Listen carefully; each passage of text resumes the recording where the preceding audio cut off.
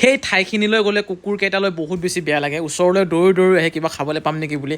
সেইবাবে আজি নিজ হাতেৰে কুকুৰৰ বাবে খাদ্য বনালোঁ। এয়া চাওক ৰেডি হৈ গৈছে আৰু ধুনীয়াকৈ গৈ সেই ঠাইডোখৰত এনেকৈ আমি কুকুৰবোৰক খাবলৈ দিলোঁ আজি।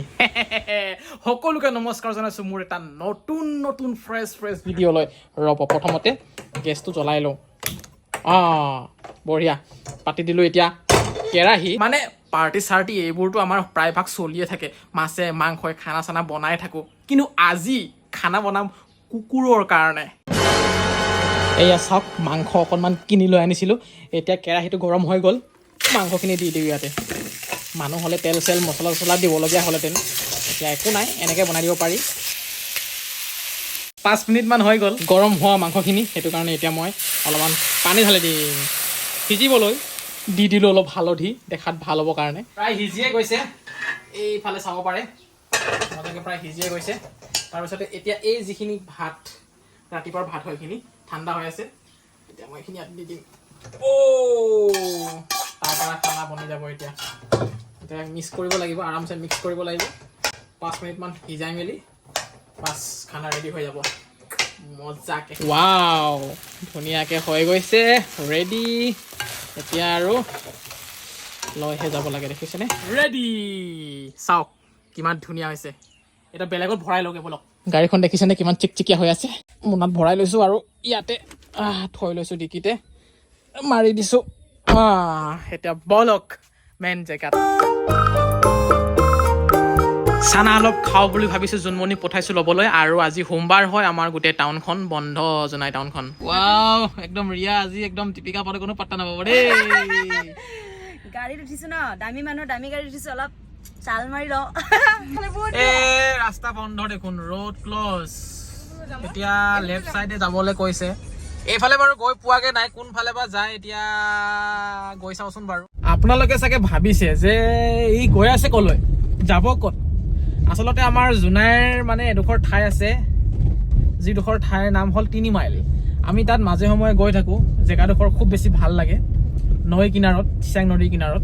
আৰু তাত গৈ পোৱাৰ লগে লগে মানে ঢেৰ কুকুৰ আছে তাত, একেবাৰে কুকুৰে আগুৰি ধৰে, এগালমান কুকুৰ আছে।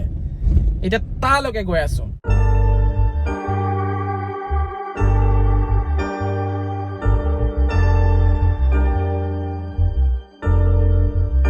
আহি পালোহি 3 মাইল। আৰু সৌ দ্বীপটোলৈ চাওকচোন, চিয়াং নদীৰ মাজত আছে ইয়াক কবু চাপৰি। সৌ দ্বীপটোলৈ চাওক।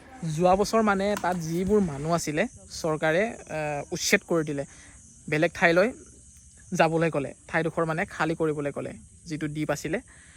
আৰু তাৰ মানুহবোৰ প্ৰায় খালী হৈ গ'ল, বেলেগ ঠাইলৈ গুচি গ'ল।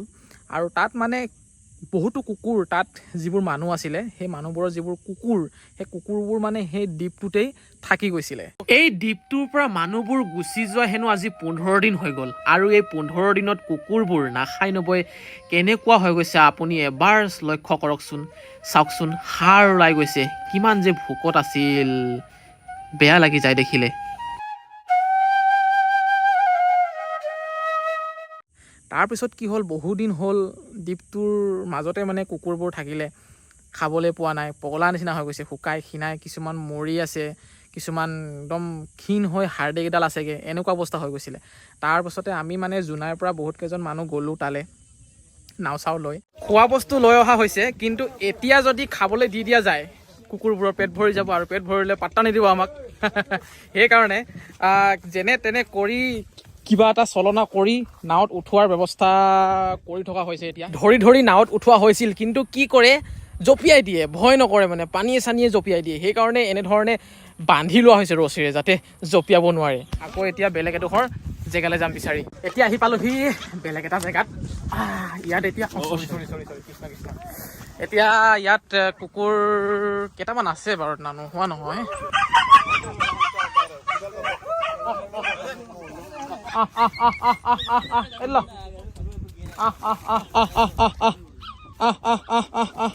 নাও ওচৰলৈকে বেছি দূৰ নাই।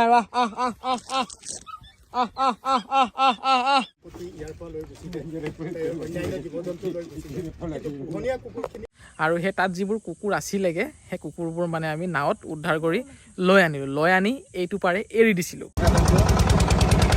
আমি আহি পালোহি পাৰলৈ আৰু আজি কিমান কুকুৰ উদ্ধাৰ কৰা হ'ল মই দেখুৱাবলৈ চেষ্টা কৰিম আপোনালোকক। কেৱল যে আমাৰ দলটোৱে উদ্ধাৰ কৰিছে সেইটো কথাও নহয়, বেলেগ বেলেগ দলো গৈছিল, তেওঁলোকেও উদ্ধাৰ কৰিছে। মুঠতে সকলোৱে মিলিজুলি সহায় সহযোগিতা আগবঢ়াইছে, ভাল লাগিছে। আৰু মোৰ বেগত দুপাকেটমান ব্ৰেড আছিল, সেই ব্ৰেড খুলি মই দিছিলোঁ খাবলৈ কুকুৰবোৰক, আৰু দিয়াৰ লগে লগে সকলোবোৰ কুকুৰ মোৰ ওচৰলৈ আহিছিল। তেতিয়াই মই গম পালোঁ যে ভোক বহুত আছে পেটত, কাৰণ আমি ভালদৰে সিটো পাৰে দিয়াও নাছিলোঁ খাবলৈ, কাৰণ খাবলৈ দিলে নাৱত নুঠিলেহেঁতেন। ভোকত লৈ আনিছোঁ, আৰু ইয়াত ভাত মাংস এনেধৰণে বনোৱাও হৈছে, সেইবোৰো দিয়া হ'ব। মুঠতে আজি পেট ভৰাই দিয়া হ'ব। আৰু আমি দলটোৱে কথা পাতিলোঁ যে কেইদিনমান আমি এনেকৈয়ে খাদ্যৰ যোগান ধৰি থাকিম কুকুৰবোৰক। আমি যিখিনি খাদ্য আনিছিলোঁ কুকুৰৰ কাৰণে, সেই খাদ্যখিনি জন্মনি এতিয়া হাতাখনৰ পৰা ধুনীয়াকৈ এনেকৈ কাগজত উলিয়াই উলিয়াই দি আছে। আহিছে আহিছে,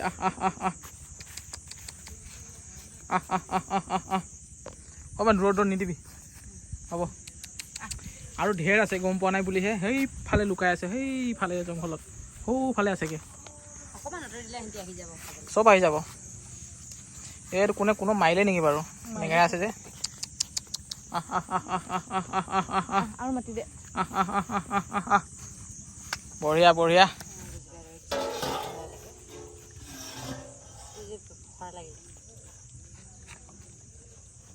এইটো পাৰে কুকুৰবোৰক এৰি দিয়াৰ পাছত বহুত কুকুৰ মানে মানুহৰ আশ্ৰয়স্থলীলৈ গুচি গ'ল খাদ্যৰ সন্ধানত। তাৰপাছত আৰু বেছিভাগ মানে ইয়াতে থাকি গৈছিলে।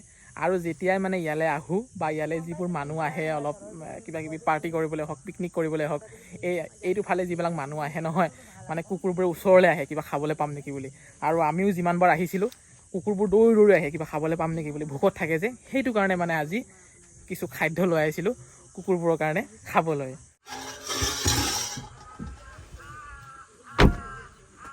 আমি ডাইৰেক্ট ঘৰলৈ নগৈ বৰ্মনৰ দোকানলৈ আহিলোঁ, আৰু কিবা হেনো চব্জি তব্জি আছে বুলি শুনিলোঁ, সেইটো কাৰণে আহিলোঁ। আছে বাৰু ডাঙৰ ডাঙৰ ৰঙালাও, এয়া চাওক ডাঙৰ ডাঙৰ ৰঙালাও। এয়া দোকানৰ জেগাত চব্জি দোকানহে হৈ থাকিলে। তোৰ গেলামাল দোকানখিনি কি হৈ গ'ল? গেলামাল দোকানত দেখিছে এতিয়া সলনি হৈ গ'ল, মানে চব খালী হৈ গ'ল। এতিয়া গৈ থৈ এয়া ৰচুন আদা পিঁয়াজ হৈ গ'লগৈ। এয়া আলু আছে ইয়াতে, আৰু এইটো ৰচুন একদম লোকেল ৰচুন হয়, এয়া একদম গাঁৱৰ খেতি কৰা। এয়া দেখিছেনে? নেমু আছে, এয়া নেমু। ৰঙালাও আছে, ৰঙালাও লৈ যাব লাগিব এই সৰু সৰুকেইটা। এতিয়া বৰ্তমান ঘৰত সময় বাজি গ'ল 8:30। বনোৱা মেলা অলপ কৰি আছোঁ। মাছ অকণমান লৈ আহিলোঁ, এয়া ফ্ৰাই কৰি আছোঁ এতিয়া। আনকালে মাছ আনিলে মই ডাইৰেক্ট বইল কৰিহে খাওঁ, কিন্তু আজি মানে হাল্লা কৰি আছে মাকে জীয়েকে ফ্ৰাই খাম বুলি। বইল হেনো নাখায়, বইল মানে ঘৰখনত মইহে ভাল পাওঁ, বাকী কোনেও ভাল নাপায়। সেইটো কাৰণে আজি মাছ ফ্ৰাই কৰি আছোঁ। আৰু মাছৰ লগত মানে ধুনীয়াকৈ কিবা এটা বনাম বুলি ভাবিছিলোঁ, কিন্তু একোৱেই নাই। চাওকচোন, পিঁয়াজ আদাকেইটাৰ বাহিৰে, এই নহৰুৰ বাহিৰে, আলু দুটামানৰ বাহিৰে একোৱেই নাই চব্জি। সেইটো কাৰণে দালি পাতিছোঁ ইয়াত, দালি বইল, দালিৰ লগতে মাছ ফ্ৰাইটোৱে খাম আৰু উপায়টো নাই। দালিও হৈ গৈছে। আমাৰ ঘৰখনত মানে দালি কেতিয়াও তেল নামাৰোৱেই, বইলে খাওঁ দালি।